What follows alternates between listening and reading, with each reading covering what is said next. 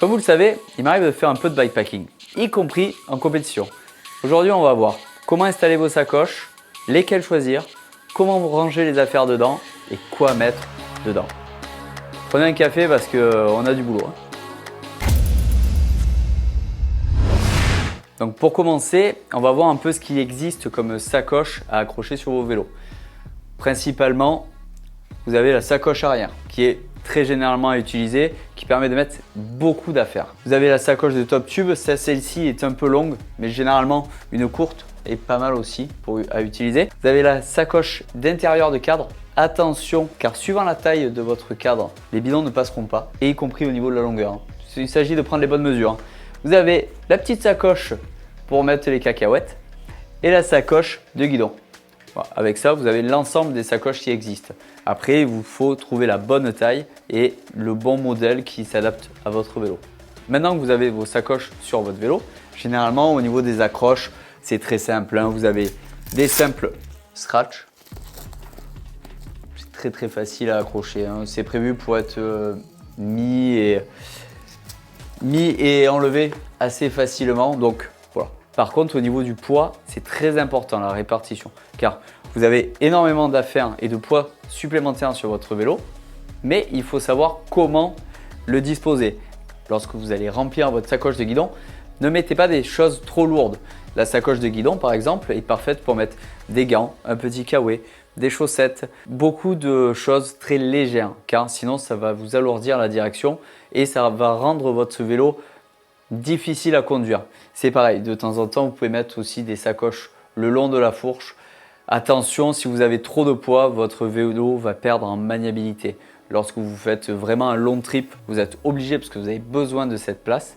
Par contre, si vous êtes sur un bikepacking de 2 jours, 3 jours ou sur une petite compétition ou une compétition d'une semaine, il faut pouvoir disposer le poids pour que ça soit quand même agréable et facile et efficace au niveau de la rapidité de votre vélo. La sacoche de top tube, celle-ci est idéale pour mettre soit des petites choses à manger, des petites barres, des petits gels, des petits bonbons, mais aussi tout ce qui est batterie pour recharger votre compteur, batterie pour recharger votre lampe, ainsi que les câbles. Voilà, c'est très facile à attraper.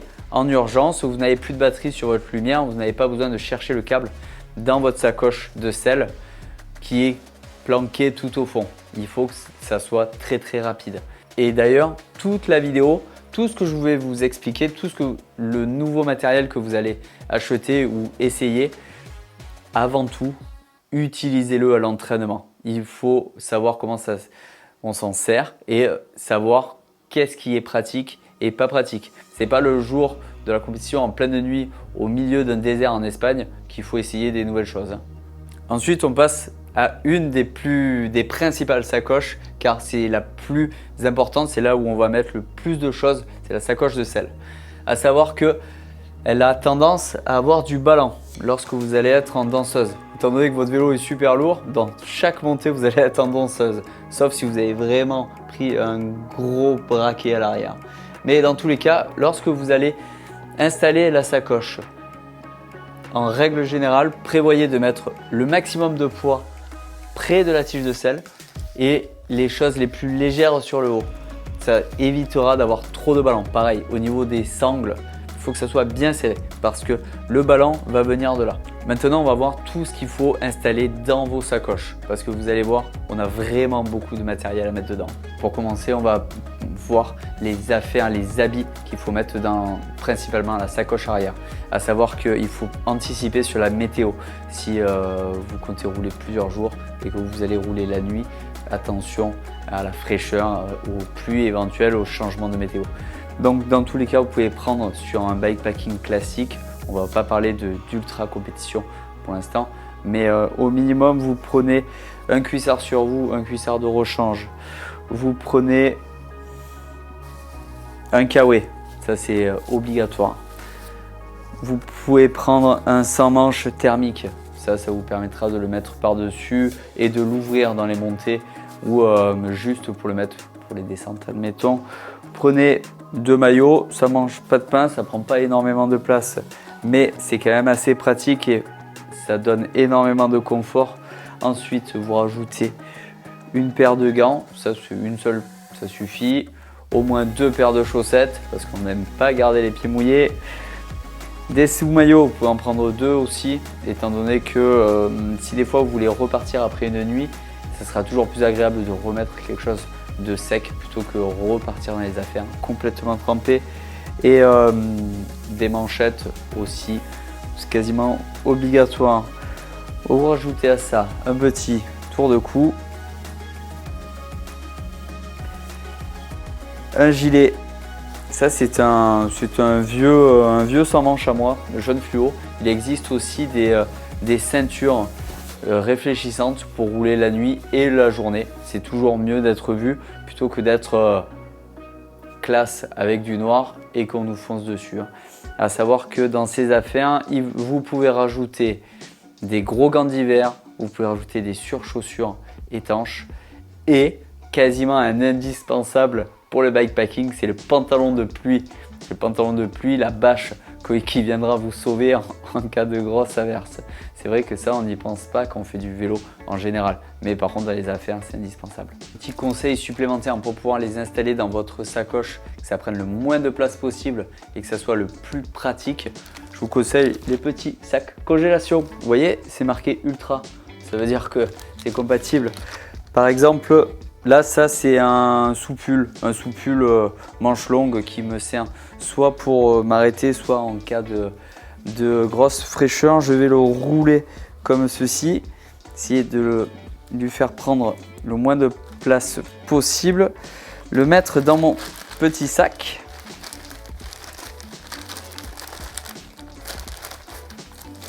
Et ensuite, bien le rouler en chassant l'air. Ça permettra qu'il prenne le moins de place possible. Et lorsque vous avez pris une averse ou que vous avez énormément transpiré, mais c'est surtout pour la pluie, lorsque vous rangez les affaires dans un petit sachet comme ceci dans votre sacoche, ok, ils ne vont pas sécher, mais par contre, ils ne viendront pas mouiller vos autres affaires. Très très important. Donc voilà, ça prend pas de place, c'est facile à attraper et on ne se trompe pas. Ce qui est bien aussi, c'est de marquer le nom dessus. On peut mettre soupule. Voilà, un petit tuyau. Autre petit détail pour ranger les affaires dans votre sacoche, vous pouvez utiliser des petits scratchs comme ça. Par exemple, admettons pour une veste qui prend un peu trop de place et qui, notamment les vestes d'hiver, c'est très très pratique de pouvoir les accrocher avec un petit scratch comme ça. Hop. L'avantage, c'est que ça viendra le comprimer et il prendra largement moins de place dans votre sacoche. Donc maintenant, on va passer à la nourriture. La nourriture, c'est quelque chose qui prend énormément de poids et de place dans vos sacoches. C'est pas la peine de partir avec 3 kg de nourriture, sauf si vous partez en plein désert. Mais c'est pas la peine de trop charger. Par contre, prenez-en un peu et d'une manière générale, prenez des choses variées. Donc là, vous voyez, j'ai un peu des gommes, j'ai un peu de la poudre glucide, un peu de sucreries et par exemple, ça c'est des pastilles d'électrolytes. En fait, le fait que ça soit en tube et non en pot où on se sert avec la cuillère comme à la maison, ça me permet de les attraper et les mettre directement dans le bidon.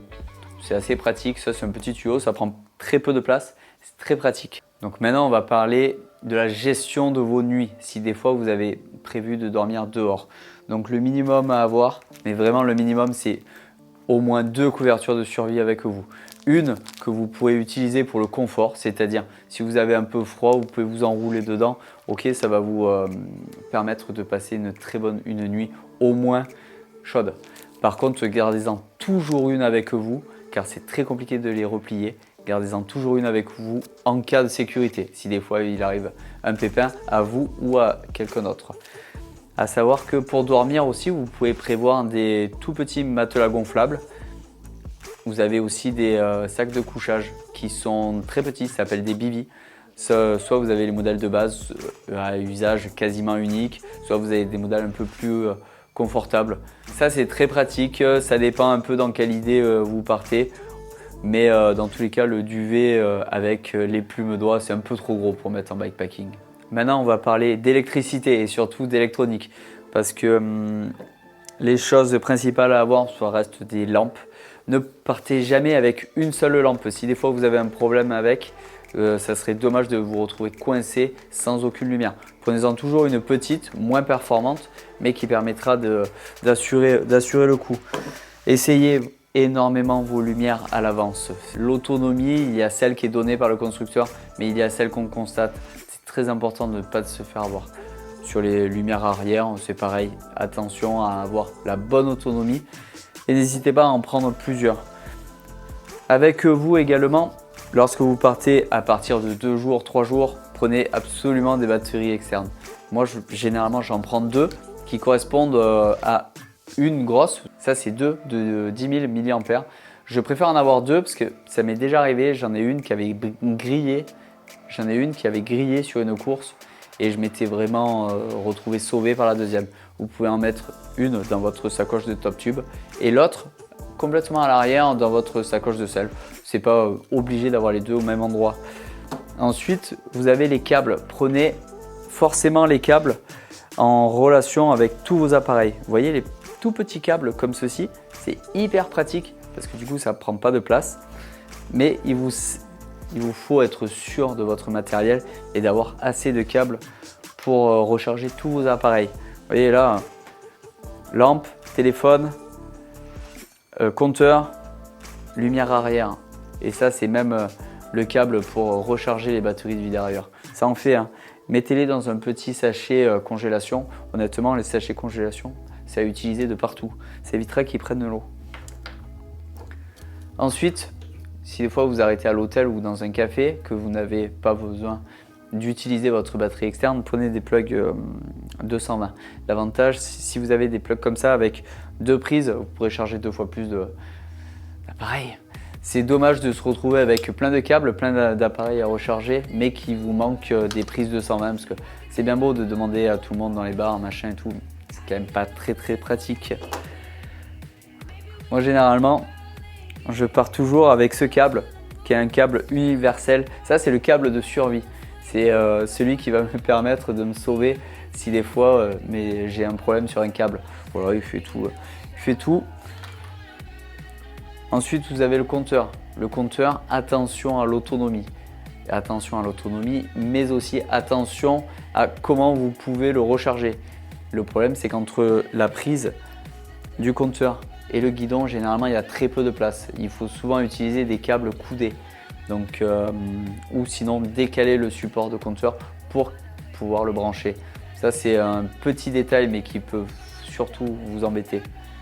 Encore dans l'électronique, bon ça c'est quand je m'arrête. Quand je m'arrête, j'aime bien écouter un peu de musique parce qu'il est interdit de rouler avec la musique dans les oreilles.